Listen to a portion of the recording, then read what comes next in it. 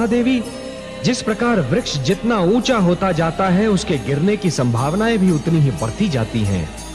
उसी प्रकार अहंकार जितना बढ़ता है उसका अंत होना उतना ही निश्चित होता जाता है। सिंहिका को विश्व याद करेगा, अवश्य याद करेगा, पर वो इसलिए नहीं कि वो शक्तिशालिनी है, वरन इसलिए कि वो हिरण्यकशिपु को उसके पतन के समीप ले गई। हे कमल नयन, किस वचन की बात कर रहे हैं दुष्ट भाई बहन? महादेवी, अब कथा एक नया मोड़ लेने वाली है। विधाता भी अद्भुत कथाकार है। जैसे जैसे कथा आगे बढ़ रही है वो पात्रों की संख्या बढ़ाते जा रहे हैं। आपके पुत्र की महानता की कथा में अब नए पात्र प्रवेश कर रहे हैं। पर ये नए पात्र हैं कौन? ये तो आप सिंहिका और हिरण्यकशिपु के मुख से सुनेंगी तभी आनंद आएगा।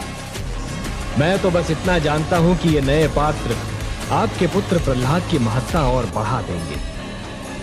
हिरण्यकशिपु अपने जिस पुत्र को अपने मार्ग से हटाना चाह रहा है, वही पुत्र उसके लिए और भी अनिवार्य और महत्वपूर्ण होता जा रहा है। तनिक सुनिए तो उनका वार्तालाप। देखा कमल नयन, मेरे पुत्र का अडिग विश्वास। देखा महादेवी, भली भांति देखा। आपके पुत्र के इसी अडिग विश्वास ने तो उसकी कोमल काया में सृष्टि की सारी शक्ति भर दी है। मैं तो ये सोचकर प्रसन्न हूँ कमल नयन कि मेरे पुत्र ने जीवन का ये भेद जान लिया है कि जिसके पास आत्मविश्वास की शक्ति है उसे कोई रोक नहीं सकता, उसे कोई झुका नहीं सकता। मुझे गर्व है अपने पुत्र पर। मुझे भी गर्व हो रहा है आपके पुत्र पर देवी। वो समस्त संसार को सिर उठाकर चलने और सिर उठाकर जीने का संदेश दे रहा है। संसार को उससे सीख लेनी चाहिए।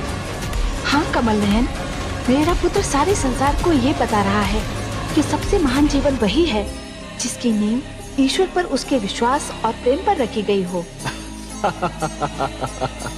जब आप ये सब जानती हैं, तो कभी-कभी अपने पुत्र को परीक्षा देते देख घबरा क्यों जाती हैं? वो मेरी विवशता है कमल नयन। ममता मुझे व्याकुल कर देती है। आप ही बताइए, क्या कोई माँ अपने